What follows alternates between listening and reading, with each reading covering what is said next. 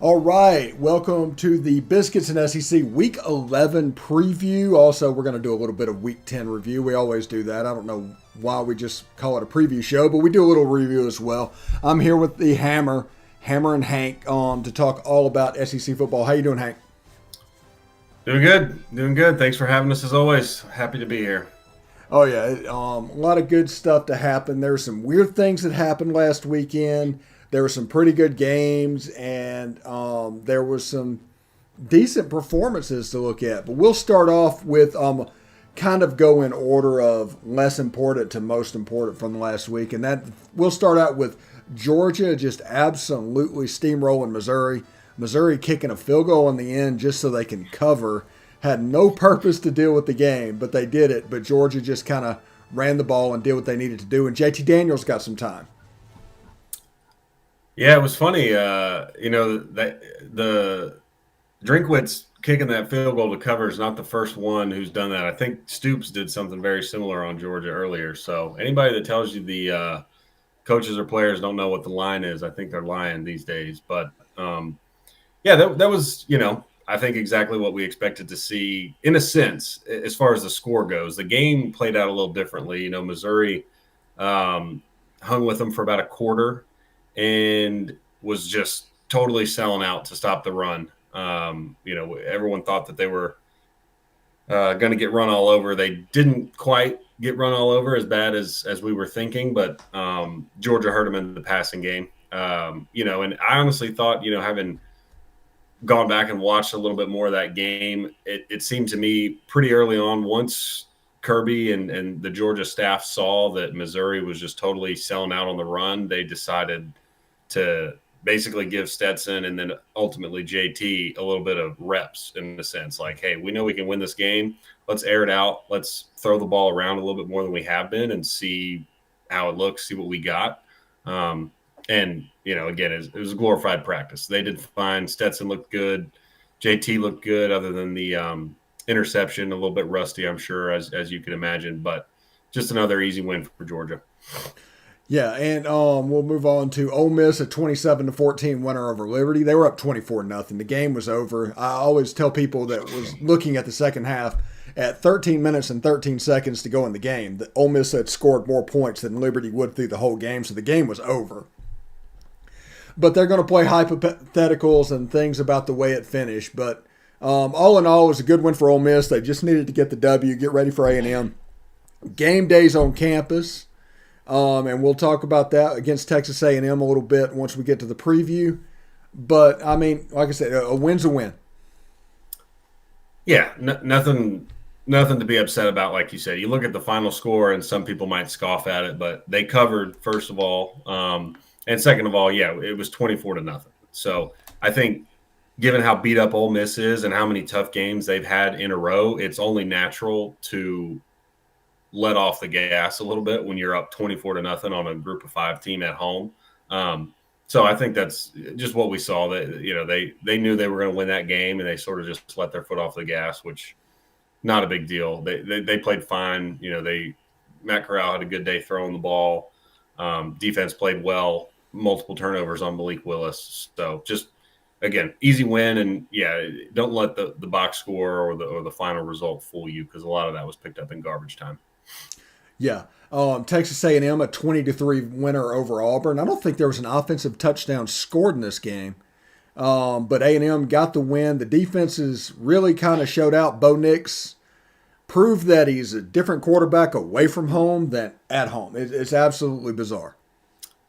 Yeah, that was the Bo Nix that, to his credit, we haven't really seen much of this year, but we've seen a lot of in his first 2 years. He did not look very comfortable, and he ended up throwing an interception later, but obviously it was the fumble that A&M took back to the house that was the backbreaker. I think once that happened, it was pretty clear that, barring some sort of crazy coverage bust or a miracle, that they weren't going to come back and win that game because they couldn't move the ball all day. A&M stopped the run well and did a pretty good job of keeping Bo Nix in the pocket, which I think really frustrated him. He just didn't. He never had any rhythm with his receivers, and then obviously you turn the ball over twice in that kind of game, you're not going to win. So it was a good win for A&M. Obviously that defense is playing really well and is going to give them a chance in every game. Certainly there was some things offensively A&M could have done better, but at the end of the day, you get a win, you cover the spread, and move on. Yeah, now we get to the good games and weird games of the weekend, I'll call it. Arkansas, a 31-28 winner over Mississippi State. 3 missed field goals for the Bulldogs. This kind of puts Mississippi State in a precarious position.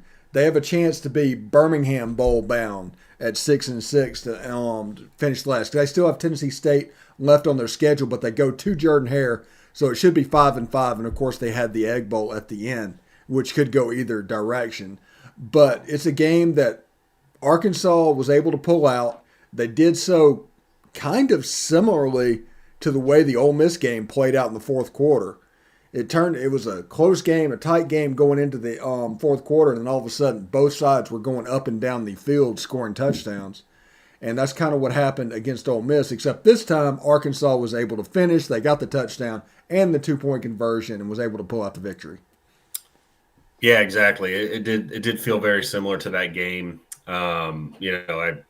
I picked Mississippi State, so when that kid missed the field goal, I I was a little bit upset just for my pride. But at the end of the day, again, you give Arkansas credit. That's a team that started off the year really hot, went on a losing streak, and a lot of people, myself included, were kind of doubting that they could get back up off the mat and come out and win. And especially without Catalan in this game, they showed they could do it.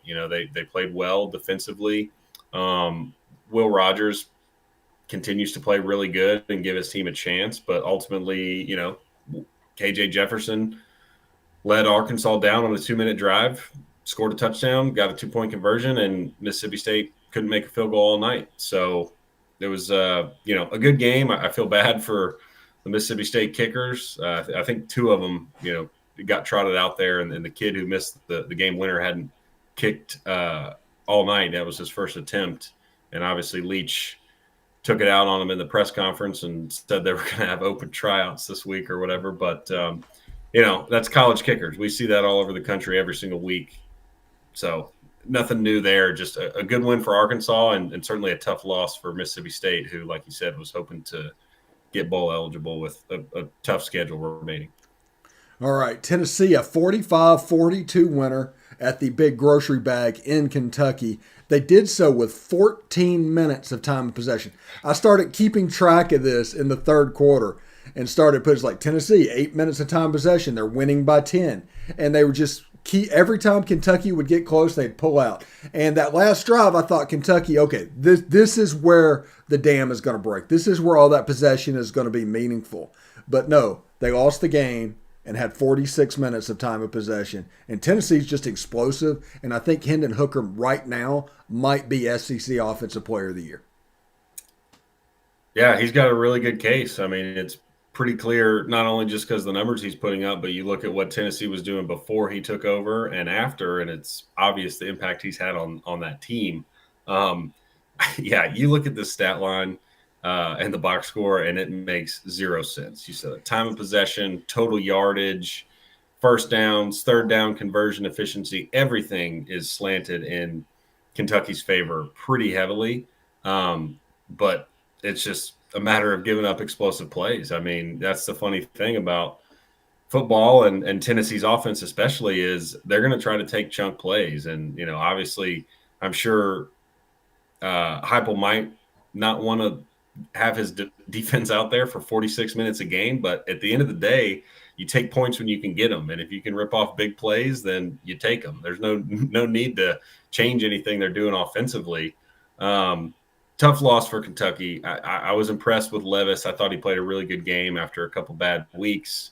We know they played better at home, and that atmosphere was great, but just didn't have quite enough in the end. And I know the Tennessee fans weren't happy about the face mask and the whatever the unsportsmanlike that Stoops got as a result. But at the end of the day, if you can't stop a defense, or sorry, if you can't stop Tennessee's offense when they only have the ball for 14 minutes, then you really have no one to blame but yourself. So.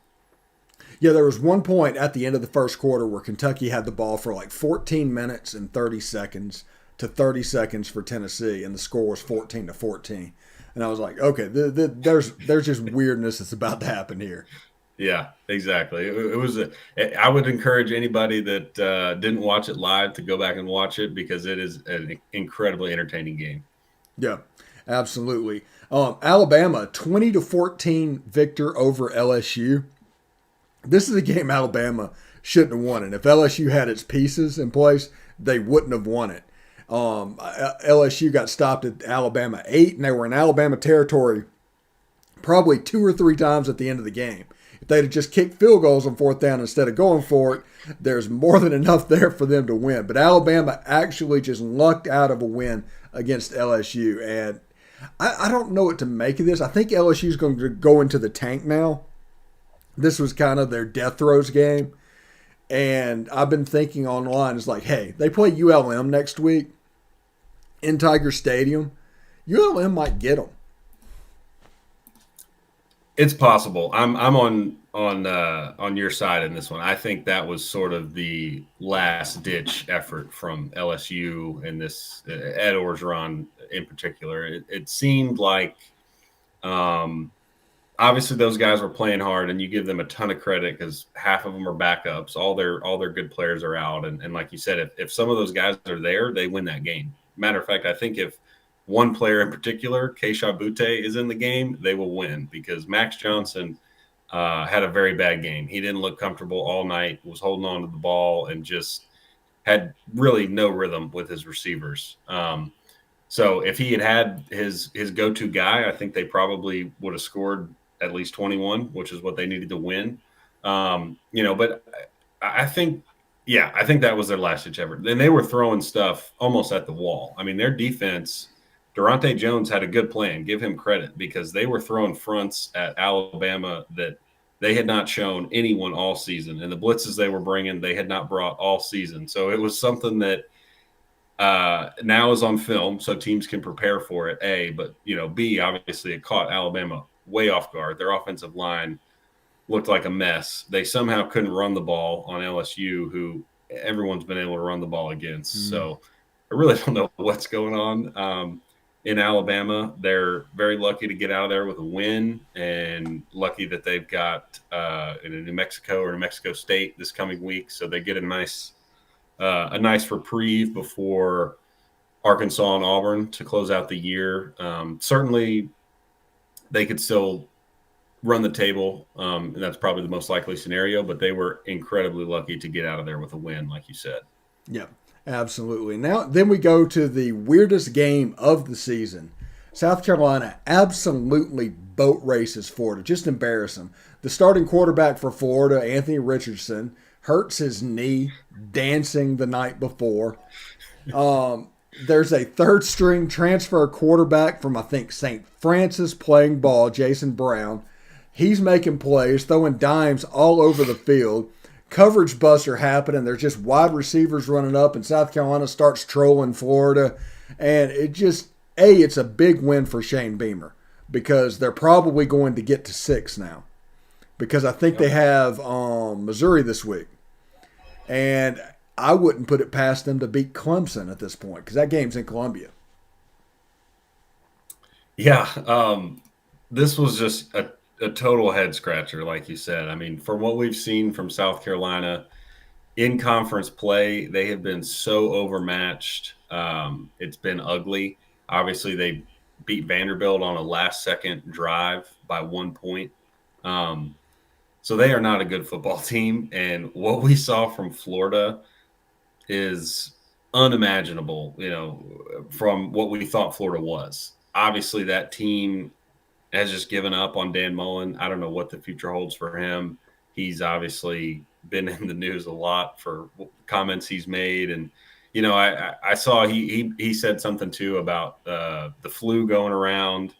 But I mean, that might be a legitimate excuse if you lose a one-score game or like a fluke game. They kick a last-second field goal, but they got their butts whipped, like you said, up and down the field. They had coverage busts all over the place on defense. Somehow South Carolina, who's been quite possibly the worst rushing attack in the SEC, runs all over them for, I don't know, close to 300 yards, I think.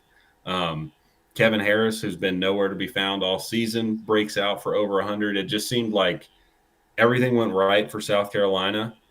Clearly, they were playing this game like it was their Super Bowl.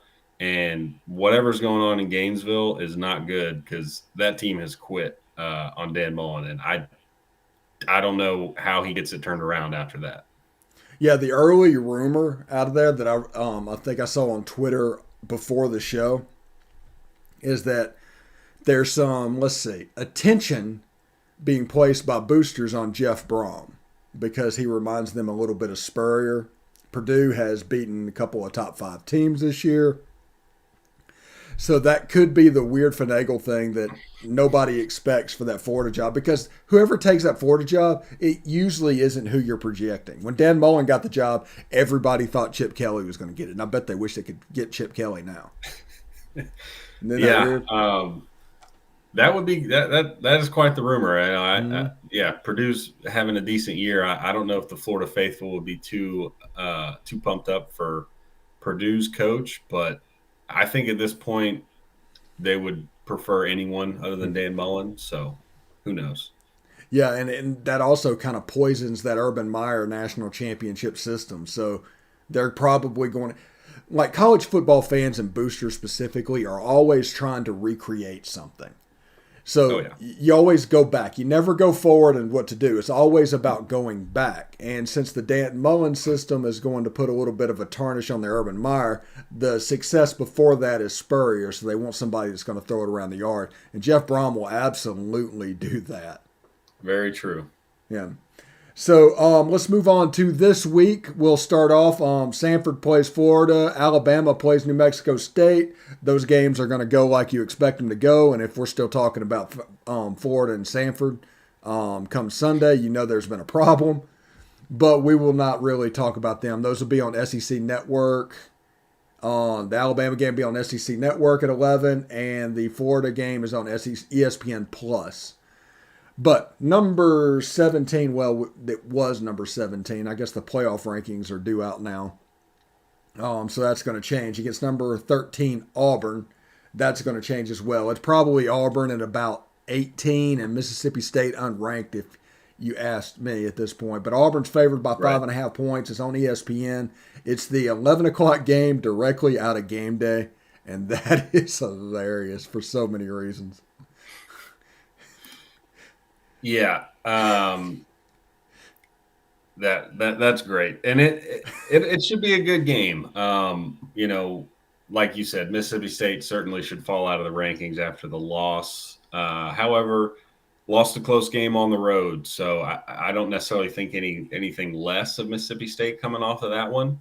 I'm leaning towards Auburn in this game. I just think they're a much more complete team in my opinion, and again they're playing at home where they played far better. But I'm interested to see. The Auburn defense obviously had a great game last week against A&M, and Mississippi State is just a totally different challenge. The way that they play offense is night and day compared to A&M. So interested to see how they attack the air raid and what Will Rogers can do on that defense, but I do think Auburn will be able to pull this one out. I think Bo Nix should be much more comfortable in this game. I don't think the Mississippi State D-line, although they've been good in run support, and they're certainly not a bad unit, I don't think they will quite be in Bo Nix's face as often as A&M was this past weekend. So I'll lean Auburn here, but I do think it'll be a close game. Yeah, and I believe Derek Mason crossed paths with Mike Leach when he was at Washington State. So there is a built-in plan on how to deal with the air raid with Derek Mason, who, remember, Derek Mason made his bones in the Pac-12 as the team that could figure out Oregon when nobody else could. So that's the reason he got a head coaching job, and that's the reason he's defensive coordinator for Auburn and doing Pretty heck of a good job at the moment. Number one, Georgia is at Tennessee. CBS 2:30 game. It's a game where Tennessee has all of the ingredients needed to upset Georgia. I'm not calling Georgia to lose that game. I'm not calling Georgia to not cover that game. But if something weird happened this weekend, and this was the game that happened, it should not be that much of a surprise. If Tennessee has a 5% chance to win, it's actually probably closer to 15% or 20%. Still not good. It's a lot better than it would be. Yeah, I think if you're a Vols fan, you should be excited about this game. I expect Neyland to be rocking, similar, to how it was for Ole Miss. Hopefully, without the mustard bottles and golf balls, but Exactly. the crowd noise and the fans, I think, will be into it. I'm with you. I would not expect Georgia to lose this game. I don't think Tennessee's defense is very good, and I don't think they'll really be able to stop Georgia. I think Georgia can run the ball on them. I also think Georgia can pass the ball and hit them up with some explosive plays. I'm just really interested to see the Georgia defense go up against Hendon Hooker in this Tennessee offense, because Georgia's defense has been historic. I don't want to take anything away from them. However, they really haven't played what you would consider a potent offense to this point. So just interested to see what they do against a very high octane offense, one that's going to throw the ball around while also, running the ball quite effectively. I don't think they'll be able to run the ball on Georgia, but I'm interested to see what that Georgia secondary is made of, because I just don't think they've really been tested. So I think this will be relatively close. I think Tennessee, man, I'm going to say Tennessee can get to 21 points, which obviously no one has against Georgia. Yeah, against Georgia, that's a big story. Right. But I think this is a 42-21, 35-21 type of game where Georgia's in control and kind of doing what they want, but Tennessee is able to get a couple drives, a couple plays, just because it's such a different offense than what Georgia's seen and so much faster. So definitely be interested to watch, but would not put the dogs on upset alert. Yeah, absolutely. Yeah, we will turn our attention to the Battle of Columbia. This one's in Missouri. And Columbia, Missouri. Missouri is a 1-point favorite. It's on the SEC network at the Friends and Family time of 3 o'clock. So while you're watching Georgia and Tennessee, this will be happening as well. I'm expecting a letdown from South Carolina. If Missouri can get them, they have a chance to get to 6. If they lose this game, they do not. South Carolina is going to have another chance to get to 6 for the rest of the season. So it looks like it's going to be interesting. I'm worried about the Mizzou run game. It's the worst run defense I've ever seen. I just don't know. I don't know. I really don't know either. Like you said, Mizzou, their defense is just terrible. Offensively, we know they've got a little bit of juice with Beatty and Bazelak. I don't know if Bazelak will be healthy. Obviously, he didn't play last week against Georgia. So we'll see. I thought the quarterbacks that they did trot out there looked okay. Really hard to tell, given they were going up against Georgia and just didn't have any room to operate. But I do think, even if it is a backup, I think this game will be competitive. South Carolina, even though they just blew out Florida, I don't think is really built to blow teams out. But I'm going to lean South Carolina here, mainly because I think Jason Brown has given them a little bit of a juice. He came in at garbage time against A&M when the backups were in, but was able to move the ball and score a couple touchdowns there late. Obviously, he played pretty well against Florida, and just sort of they just got a little something going for him on offense. And I think, given how bad Missouri's defense is, they'll be able to keep that going. It's just hard to say, though. I don't really trust them to go on the road. I guess I'll lean South Carolina, but I don't have a good feel for this game. And these teams they're not very good. I don't think I'll be tuning into this one very much. Speaking of games you're not going to tune into, on ESPN2 at 6 o'clock, Kentucky, losers of 3 straight, at Vanderbilt. They're favored by 21. This is going to be a blowout. Kentucky is going to take care of business and come out of this 7-3. Vandy's going to look inept. They're going to get boat raced against Kentucky. They're going to get boat raced against Ole Miss. They're going to get boat raced against Tennessee. And then they're just going to call it an off season, I think. Totally agree. Kentucky, this is a get right game. Got off to a hot start, got into the meat of the SEC schedule, got pushed around a little bit, and here they come out on the other side and see Vanderbilt, and they just have to be licking their chops. They'll be able to run on them. Hopefully, their defense steps it up a little bit. Thankfully, Vanderbilt's offensive attack is nothing like Tennessee, so they should be fine. I definitely think Kentucky will win and win big and cover that 21 points. Do you think a team like Vanderbilt or Missouri or something like that, they'll see what's going on with the Baylor guys and maybe make a run at like Philip Montgomery or somebody like that with the Baylor part because they see the way the defenses are having trouble with it? Somebody like Vandy or Missouri or lower end, because that's a Baylor guy that they could get. Yeah, I could definitely see that. We'll see though. Both of those programs are they're in a tough spot in the arms race of the SEC, and I don't know how attractive those schools are. We'll see though. I think it's definitely something they should think about. I mean, Baylor is not historically an attractive spot either, but they've had some success and made good hires post Art Briles. So certainly something to think about, but I really, hard to say. Well, speaking of which, that Joey McGuire, that's your neck of the woods at Texas Tech just made a hire. Tell me a little about him. Yeah, this was totally off my radar. Obviously, when that job came open, the speculation was two guys. One, Sonny Dykes at SMU, who's done a good job there. His father, Spike, coached at Texas Tech for a long time. So there was a clear connection there. People thought that they would try to lure him away from SMU. And then the other one was the UTSA coach, Jeff Traylor, who's obviously having a good year in San Antonio. UTSA just signed him to like a 10-year deal with a big buyout. So I guess he was off the table. I have no idea what happened with Dykes. He might not have really wanted that job. He's got a pretty good thing going at SMU. The guy that they pulled from Baylor they're basically taking the Art Briles model without hiring Art Briles, because obviously Briles was a longtime Texas high school coach, ended up getting the job at Houston, moving on to Baylor, having a lot of success. This guy is a longtime high school coach as well out of the DFW area. Won a couple state championships, ended up getting hired with Matt Rule is actually the one who hired him at Baylor.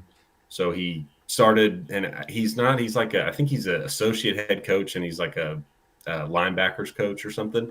Yeah, that makes sense. But yeah, so he was on Matt Rule's staff there, was retained by Aranda, and basically they are going with the, culture fit. So Texas guy who's got roots in the state, has a lot of good relationships with coaches, and they're hoping he can parlay that into recruiting success, which is really where Tech has struggled, just because it's so hard to get kids to go out to Lubbock. So New Mexico? Yeah. Yeah. So that's what they're hoping. It's one of those things. It could be a total disaster, or again, it might end up working out pretty well. Again, he'll be a great fit there. I think he'll rally the fan base, but that only lasts so long once you start playing games and you're expected to win. So yeah, and it's important to know. It's important to know that he's coming into a Big 12 that is completely different than what it is right now. So basically, that Texas Tech job, turns into the Art Briles version of Houston, because he's essentially going to the American without the heavyweights in that league. Yeah, exactly. Who knows what the future of that league is, and most likely will not be considered a Power 5 league. So we'll see. I think they will, and I think the American will as well. I think so? I think the Power 6 is going to happen whenever they actually break away, because I think the Constitution got amended to allow for that to happen, and I think everybody that wants to is going to move to this new FBS autonomy 5 or whatever thing. But I don't think the Big 12 is going to be left out.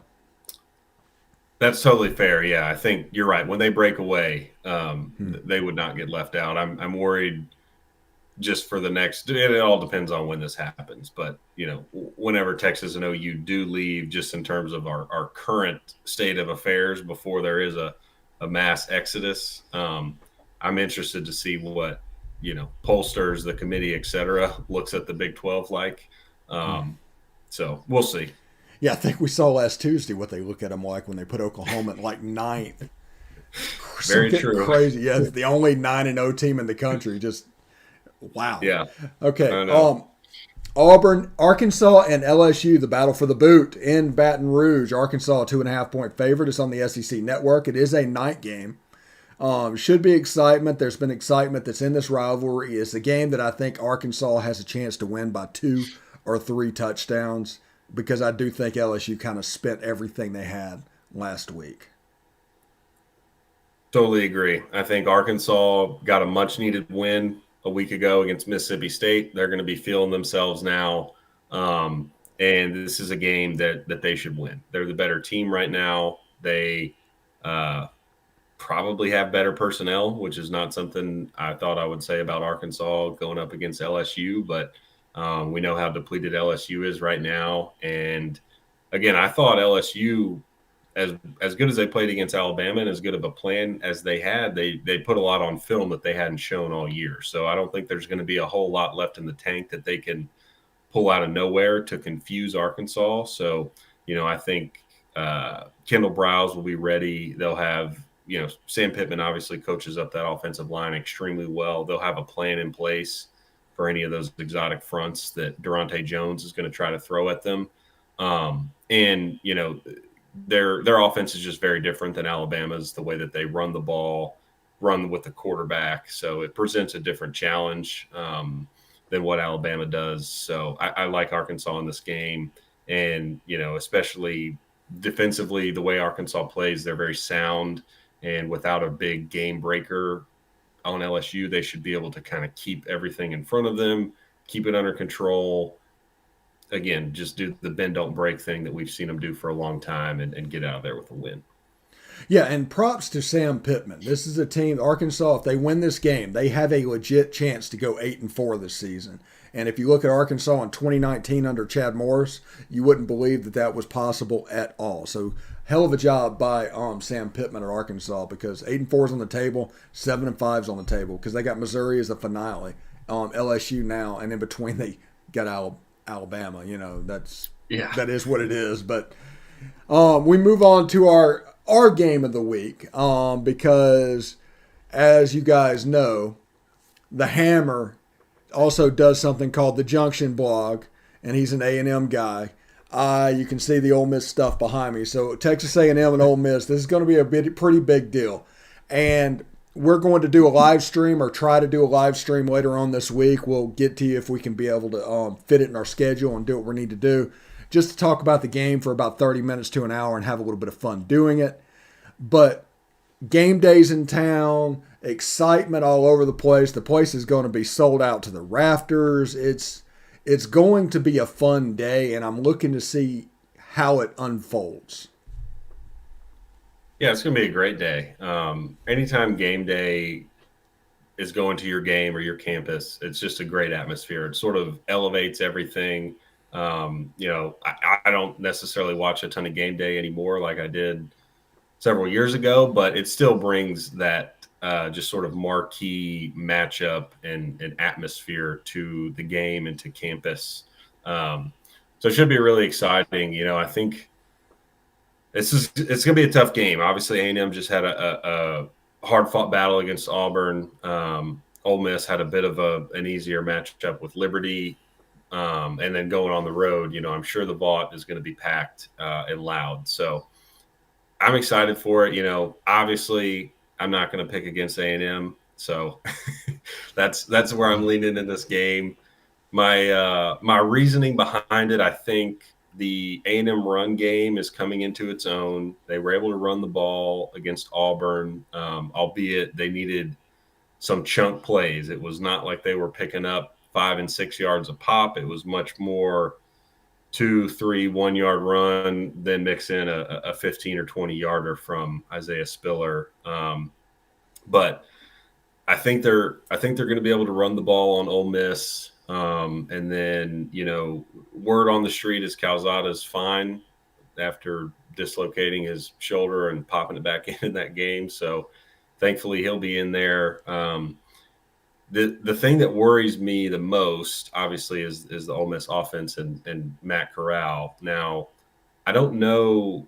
You'll have to help me here on the receivers. Who all is going to be healthy in this one? Because again, I think we've seen that has been a pretty big impact on Ole Miss since those guys have gone down. And obviously Corral himself going through some injuries, and he hasn't been able to run the ball as well as he would like. So again, I think the way the A&M defense is playing, they should be able to contain Ole Miss to a certain extent, especially if Corral is limited running the ball and if any of those receivers on the edge are out. Because I do think that is where their best chance to beat A&M is on the outside. Obviously, Corral's run game, if he's healthy, adds a different element. But I trust where this A&M run defense is right now. So we know how accurate Corral is throwing the ball down the field. If he's got the guys that can win in one-on-one coverage, or there's any coverage bust, they'll take advantage. So that's kind of where I'm at. I don't know. What are your thoughts on this one? Well, first of all, I think the key to the game, well, absolutely key to the game, is getting Texas A&M to third down. If A&M can run the ball and it's 2nd and 6 and 3rd and 2 and 1st and 10 and 2nd and 6, and you get into that pattern, you're in trouble. But if you can get a 3rd and long in the game, a lot of people don't realize that Ole Miss leads the nation in sacks. Mm-hmm. They don't even think about that. Sam Williams is leading the country in sacks with 10.5. He has a half a sack more than I think Will Anderson at this point. And they can exotic you a little bit with the blitz game. And you've seen it. It's kind of what Arkansas does, the same type stuff. Right. So I think that is the key to the game. I think that Ole Miss's offense is going to attack A&M because A&M has the best set of defensive linemen Ole Miss will see this year. They don't play Georgia, and A&M is second only to Georgia. So I think Ole Miss is going to run a ton of jet sweeps. You're going to see a lot of outside runs, and you're going to see lightning fast tempo to the level of which I don't think people have seen from Ole Miss. And that is just to get that defensive line a little bit tired, and you can protect your quarterback a little bit better. You can pop some inside zone runs, but it's all going to be based off of getting that defensive line tired.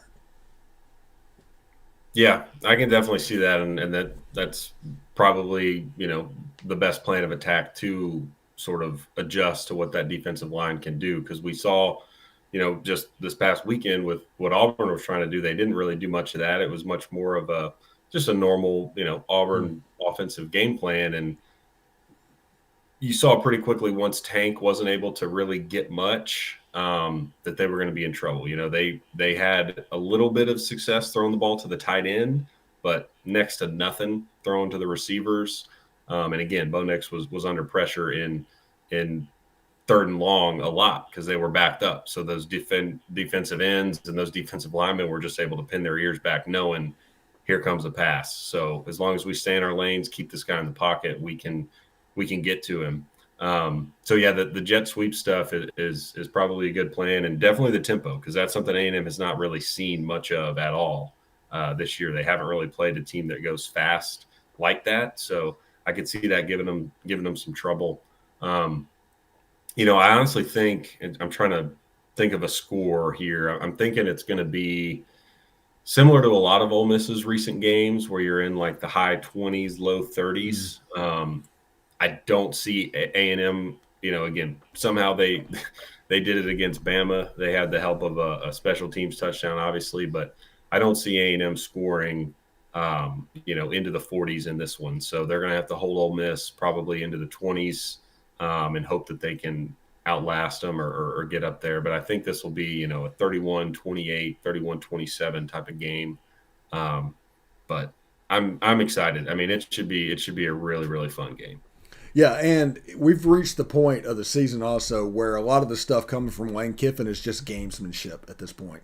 Matt Corral looked fine against Liberty, although he didn't take any hits. He slid like 5 yards before contact, but that may have been by design to put that on film. And Braylon Sanders played in that game and caught a deep ball. So I imagine he's going to be fine at wide receiver. If Dontario Drummond comes back, he's 2 weeks from getting hurt against Auburn. So if he's back good to go, Ole Miss will then be fairly close to full strength. Although those guys are not going to be 100%, but they'll probably better than what they were. John Rice Plumlee and Dennis Jackson for Ole Miss went over 100 yards last week against Liberty. So I think John Rice in the jet sweep game is going to be a weapon, and last week was a nice surprise.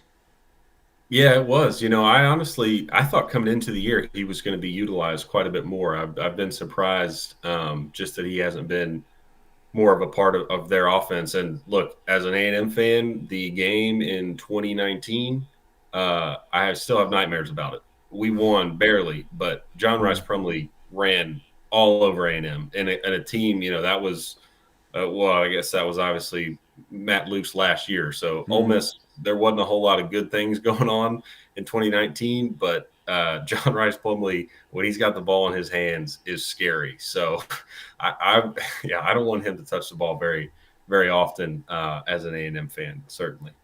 Yeah, and the funny thing about this Texas A&M Ole Miss game, we don't know how Texas A&M is going to react to Lane Kiffin because that game got canceled last year. We haven't seen a Mike Elko and how he would defend against Lane Kiffin and Jeff Lebby and the guys. So there's a lot of unknowns that you just don't genuinely have with division opponents 2 years in. Yeah, definitely. And I think it's just an interesting matchup of styles. I mean, that game last weekend, in a lot of ways, is kind of the game that Jimbo likes. He likes to run the ball, and he's never going to be a hurry up, throw the ball all over the yard. He'll take some shots, but he's very calculated about it.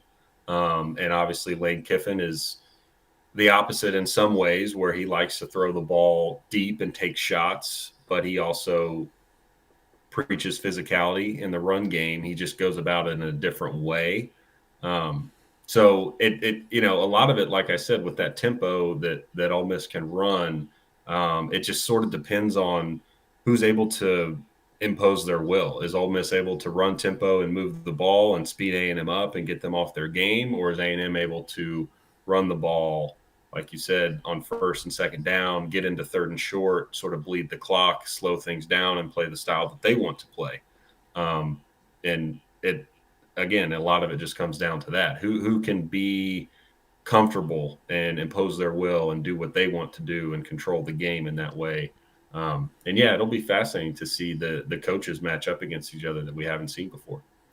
Yeah. Also, how many times have y'all played out of Texas this year? It seems like every time I see Texas A&M, it's in College Station or that one game in Arlington. Yeah, so we've only played outside of Texas, I guess, twice at this point. We went obviously to Missouri a couple weeks ago, which is not at all a tough environment.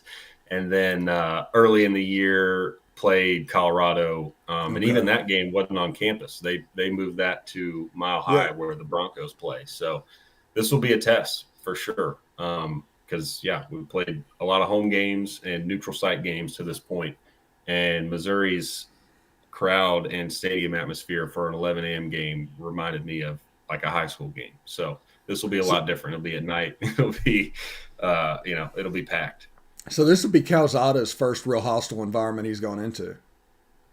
Yes, it will. Okay. All right. Well, I thank you, Hank. This has been the Biscuits and SEC Week 11 preview. Again, tune in.